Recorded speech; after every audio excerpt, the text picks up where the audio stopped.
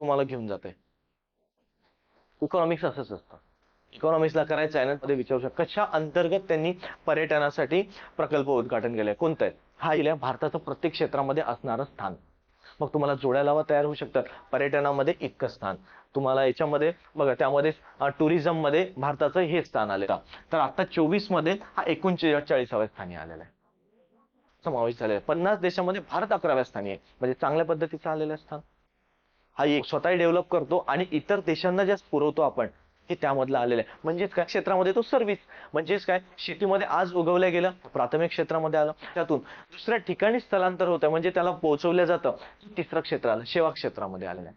सागरमाला प्रकल्प मी तुम्हाला सांगितलंय, वाहतूक व दळणवळण क्षमतेमध्ये इथे लक्षात घ्याल कुठे आहे, काय त्याची भौगोलिक आर्थिक क्षमता, भौगोलिक आणि आर्थिक ह्या दोन गोष्टींनी लक्षात ठेवा.